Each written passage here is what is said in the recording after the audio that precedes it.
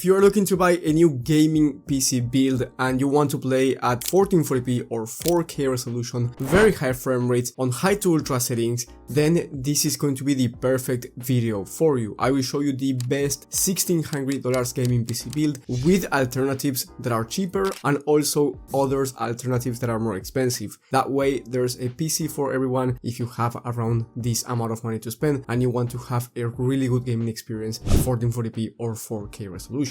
And I will also show you the level of performance that you can get with this system. That way, if you buy this system, you know the level of performance that you are getting in different games and resolutions. The link to all of the components mentioned today will be down below in the video description. My name is Valentino, and with that being said, let's start. So I am going to start by talking about the main PC, and then I will show you the level of performance and different alternatives. The first thing I want to talk about is the CPU, and here I chose the Ryzen 5 7600. This is an amazing 6-core 12-thread processor that's going to be perfect to pair with the graphics card that I chose for today, which, by the way, the graphics card is the most important component when it comes to gaming, and I will talk about that in a second. But before doing that, I want to say that the Ryzen 5 7600 is going to be enough to play esports titles such as Fortnite, Valorant, CS2, and these type of games at 240 plus FPS on average when it comes to 4K competitive settings. And if you drop down the resolution to 1440p competitive settings, then you can expect around 300 plus FPS on average, depending on the exact esports title, because in some cases you will be able to reach over 360 plus FPS on average, making it a great system in case you want a 240 or 360 Hz monitor. Now, as I said before, the GPU is the most important component, and I will get to that in a second. Now let's talk about the CPU cooler. Even though it's not necessary because the Ryzen 5 7600 comes with the stock cooler, which is free and is actually pretty good for this Ryzen 5, I chose to go with an aftermarket CPU cooler for just $20 in the Thermalright Assassin X. The reason why I chose this is because it's going to look better in terms of aesthetics and it's also going to make your temps better. Now, another important component is the memory. Here I chose 32 gigs of DDR5 memory at 6000 MHz. The reason why I chose 32 gigs of RAM is because if you want to do streaming, this is going to be ideal for you, or if you want to do content creation on the side. This PC's purpose is gaming, but if you want to do other tasks on the side, it's going to be perfect because of the memory kit that I chose, which is, by the way, very fast and it's going to be ideal for esports shooters like Fortnite. Now for the storage, I went with a 1TB Gen 4 SSD, which is going to be enough for most people. However, if you ever need more storage, you can upgrade to 2TB pretty easily down the line, because the motherboard has more than one M.2 slot, which is a great motherboard, by the way. It's the Gigabyte B650 Aorus Elite, has plenty of features for gaming, it has Wi-Fi included, and it has great VRMs in case you want to upgrade your CPU down the line to something that's going to be more beefy, like a Ryzen 9 7900X or the next generation of AMD CPUs coming out later this year. Now let's talk about the graphics card, and as I've been saying, this is the most important component for your FPS, and here I went with the Radeon RX 7900 XTX. This is a 20 gigs of VRAM graphics card that's amazing in terms of price to performance, and it's going to deliver excellent 4K gaming performance. On the latest test from TechSpot, on a 12 FM average in very high demanding titles, by the way, like The Last of Us Part 1, Cyberpunk 2077, Hogwarts Legacy, Starfield, and these type of games, the 7900 XTX was able to average 93 FPS, which makes it the second fastest graphics card in the entire market when it comes to pure gaming performance, right below the RTX 4090. But the RTX 4090 is about 2 times more expensive than the 7900 XTX, so the 7900 XTX is actually better when it comes to price to performance. So great graphics card, you will have no issues when it comes to 4K high to ultra settings in high demanding titles, and if you want to play at 1440p resolution because you have a 1440p monitor and maybe you eventually upgrade to 4K down the line, maybe not, well, at 1440p you can expect around 150 plus FPS on average when it comes to high to ultra settings in high demanding titles. So as you can see, you get a very good level of performance, and by the way, this is native native resolution, so no FSR on, which if you're a beginner, FSR is the upscaler from AMD. This is an in-game setting that's going to boost your level of performance. So for example, let's say at 4K you play Hogwarts Legacy, and let's say you are achieving between 80 to 90 FPS on average on high to ultra settings. Well, if you turn on FSR, you are going to be getting closer to 100 to 110 plus FPS on average. So as I said before, these tests were made with no FSR on, so you can expect even higher frame rates if you are going to be using that technology, which I do recommend you using if you're going to be playing at 4K in a very high demanding title where you need it. If you don't need it, then I wouldn't recommend you using it. Now, all of these components are great, and I have an alternative for you in case you want to go Nvidia or you want a cheaper system, and I will get to that in a second. But before doing that, I want to show you the case, because you need every component to fit right into this case, and you need good airflow, because otherwise your PC can die if the airflow is too bad. For that reason, I went with the Fantex XT Pro Ultra. This one has 4 pre-installed fans, amazing airflow, a front mesh panel, and is very nice in terms of pricing at just $70. Usually when you buy a case, if it has no fans, then you have to install them yourself, which is going to make you work more, and it's also quite expensive.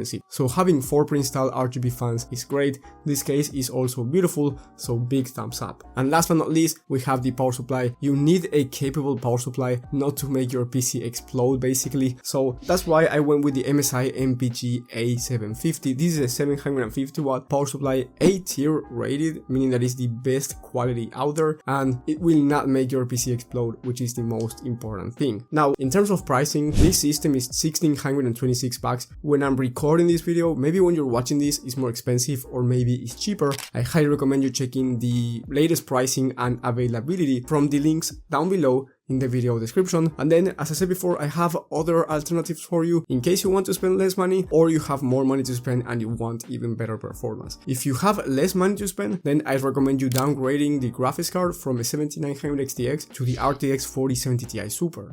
This is still an amazing 4K GPU, and also 1440p if you want to play at 1440p, and you will achieve around 70 plus FPS on average when it comes to 4K. Yes, it's not as powerful as the 7900 XTX, but it's actually great anyway, because you are expecting to achieve 70 plus FPS on average in very high demanding titles, high to ultra settings. And as I said before, you can turn on the upscaler, which in this case is DLSS from Nvidia, and you will be achieving higher FPS. And you have to keep in mind that the 4070 Ti Super is better than the 7900 XTX in other areas such as ray tracing performance, and in some cases is better when it comes to content creation programs. So if you're a content creator, this is something to keep in mind. The total price, if you go with the 4070 Ti Super, is going to be around $1,500, so you save around $130, which is nice, and you are going to be getting amazing performance regardless. Now, for around the same price as before, for $1,600, you have another option, which is the Esports PC instead, and here you will be losing a bit of when it comes to high demanding titles like Hogwarts Legacy, for example, because you get the RX 7900 XT instead of XTX. So instead of 93 FPS on average, you can expect 75 plus FPS on average in those games. But here you get a Ryzen 7 7800X3D CPU, which is going to be helpful for esports games like Fortnite. So in a game like Fortnite, you can expect much higher frame rates with this system. And the price is slightly cheaper at $1,582. So if your main purpose is easy to run games like Fortnite or Valorant, and you want to play at 1440p or 4K, and you also want to play high demanding titles on the side, they are not going to be your main purpose, then I think this system is going to be the better option for you. And don't worry, you will have the link to this alternative system and every alternative PC mentioned as well down below in the video description. And last but not least, we have the best gaming PC that you can get for around this price point, which is a bit more expensive by the way, but in my opinion is the best one. And before talking about that one, I want to say that if you are finding valuable information, leave a like and subscribe, because it's going to help the channel grow a lot. So if you end up doing that, thank you so much. So the system that I'm talking about is basically the same one as the main system with the RX 7900 XTX, so you are going to be getting the best performance possible at 4K high to ultra settings in high demanding titles. But here you get the fastest CPU in the market, the one that I was talking about before, the Ryzen 7 7800X3D, alongside a different CPU cooler, because you will need a bigger cooler for this exact CPU, and with a different power supply because you need more wattage to have the CPU and GPU combo. So I went with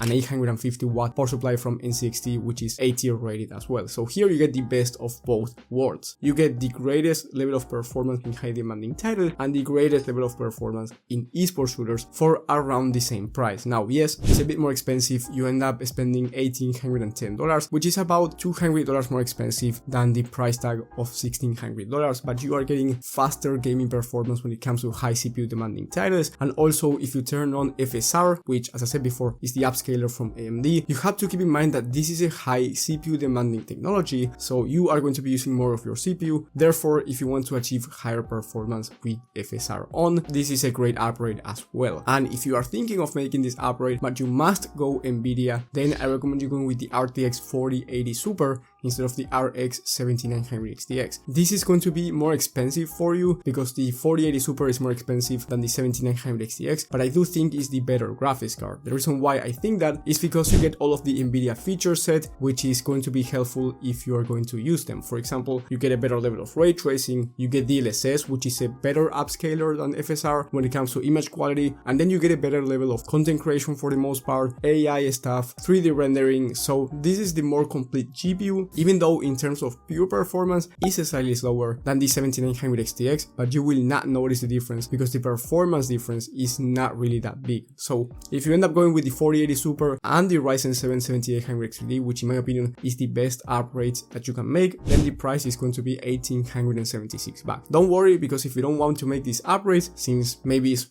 too expensive for you, the $1,600 main system is going to be ideal, and it will give you great 1440p and 4K gaming performance, as you've seen in the numbers that I talked about today. If you enjoyed this video, leave a like and subscribe. It's going to help the channel grow a lot. And if you need personal PC help and you want me to help you out one-on-one with your personal situation, budget and needs, in the top link in the description you will find my gaming community, and you can ask me any questions inside of the community. Thank you guys for watching, thank you for the support, and I will see you on the next one.